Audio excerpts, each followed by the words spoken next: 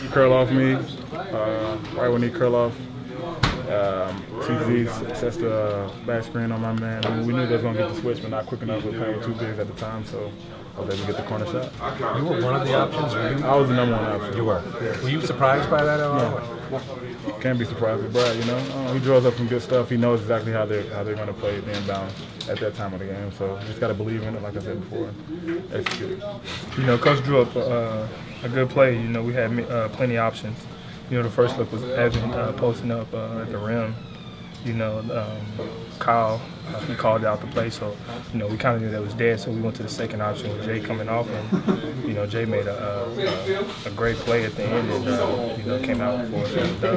Celtics win 95-93 in the season home finale with Jay Crowder, an incredible shot to win it. We're going to talk about that, but not for very long. We're going to talk about Cleveland, obviously. This is the Garden Report brought to you by lynda.com, Audible, Peak Organic Brewing, here on CLNS Radio and Celtics World.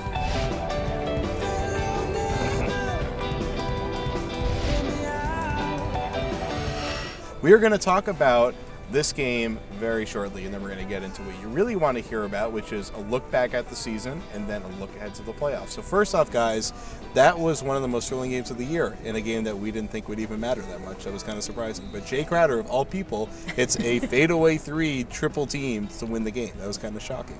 Well, the Celtics have said all season that their wins are going to have to come by committee. So when it comes down to how many big shots did they take in that final minute? You know, Evan Turner hit some big shots. At some point, you're going to need another option, and Jay Crowder stepped up. Really, with this team, the pros and their cons, and it can be any guy, any night.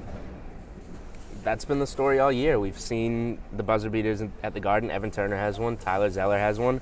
Now Jay Crowder has a ridiculous fadeaway out of the corner. It's just been kind of they put it together by committee, and they know what they are, and that's what they do. And it's gotten them into the playoffs, so what can we say? Can we mark that the official Jay Crowder corner? That is Jay Crowder's corner. I think that was Jeff Green's corner for a while, wasn't it? But I feel like Jay Crowder has spent a lot of time in that corner this year. He seems to always be inbounds, out of bounds. Like he's always, yeah, it's working for him. Jumping into the third row. It's a spot. Now, Evan Turner, I thought, was the real key guy for them. Evan Turner has been playing kind of a new brand of ball ever since Isaiah Thomas got traded here, especially over the last couple of weeks. Tonight he was huge. Almost had a quadruple double with those 7 turnovers. Classic Evan Turner there. But I mean, but Jess, overall, he's been thriving in this point forward role. He's working really hard on defense, really hard on the glass, and seems to be. I mean, I know Isaiah Thomas gets all the credit, and there go the lights, of course. But Evan Turner, I think, really is the MVP of this team right now. You know, before he came to Boston, I spoke to somebody that had played with him before, and he said one of Evan's biggest strength is his size, because you put him in the backcourt, but he also can rebound. So we're talking about that point forward position. He gives the Celtics depth and versatility, and when you're playing in Brad Stevens' system, it's all about combination and who works well together in rotation. So perfect fit for Evan Turner. You want to do a little bit of everything? Go ahead. That's what he's been doing. I mean, this was a classic Evan Turner line, like you said. The good, the 14 points, 7 rebounds, and 8 assists. The bad, the 7 turnovers. But that's just how it's been for him. And I think it was Doug Collins, probably on the ESPN broadcast, that one ESPN game they got, that said to Evan Turner when he coached him in Philadelphia, you know, if you're going to be a guard, we're going to want you to be, because of your size, one of the best rebounding guards in the league. And he's, you know, technically been a forward here, but he's also been the point guard most of the time. So, you know, whatever Turner is, he's been doing everything that he needs to do for the Celtics to find success so far.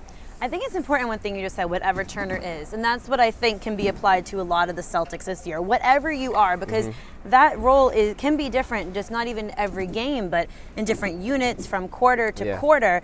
Brad Stevens has found a way to put together these puzzle pieces, and while some guys play the same role consistently, you know, like in Isaiah Thomas, when you have someone like Evan and the bigs, you can play some at the 4, some at the 3. It's all about like a jigsaw puzzle that somehow amounted to the 7th seed in the East. Well, the thing is, they've been trying to switch roles as constant as possible to try to confuse the opposing team.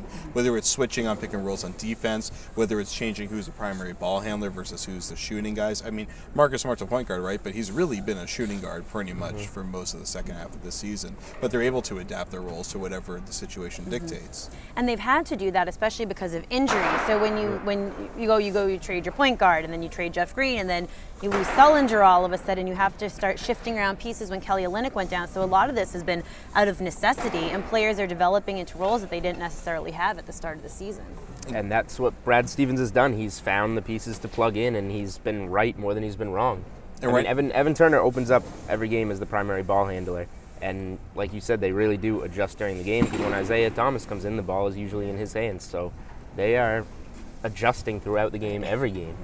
The thing is, Kelly Olynyk and Jared Sullinger are on the outside looking into the rotation right now. They're kind of, I mean, with Jonas Jerebko, they're trying to figure out who's going to be the 8th and 9th guys in the rotation. I mean, that's something that Stevens has kind of messed around with a lot in March and April. Going into the playoffs, I don't really think there's that clear of a picture right now. I don't think there is. I think a lot's going to depend on matchups and in games. And, you know, there's the uncertainty is a big question of who is going to be your guys, but then that also gives you depth and it gives you options. So I don't think Brad Stevens is ever going to be a set-in-stone type coach. You look like you're pondering something hard there. I was just looking at the minutes breakdown after all that talk. So, I mean, you know, tonight it was kind of what we expected to be with the rotation. Isaiah, the 6th man, Crowder, the 7th man, and then, you know, that's where things really start to get blurry, I guess. But except no Gerald Wallace, which was shocking. Right. I expected him to play. Gerald is going to be a 40-minute guy when we see the Cavs, obviously. But well, tomorrow against Milwaukee, he's probably going to play like 40 I mean, we'll minutes. see. Yeah. We'll see. Stevens will rest some guys or play some guys less minutes. I would actually want to see Gerald Wallace against the Cavs. Sure. I want to see Gerald Wallace I want to see Gerald Wallace just go hard against LeBron. That, I mean, you know, those like 3 minutes that he would play would be the most intense 3 minutes backed by veteran experience on the court. You know, the Crowder deal was, you know, you knew they were going to be tight on Isaiah. They had great length. Evan had just hit a shot, and you know, Tyler had set great screen to get Evan open, so it felt like Tyler screening was a good option. You know, we had a couple of options on the play, and Jay was one of them. Actually, yeah. You know, it's weird. You know, even, you know, the regular season went by faster than I expected it to go. But I don't really look at myself as a rookie anymore. These guys might, but I don't. And you know, that comes with, you know, the games playing, the experience of these games and being in the late game.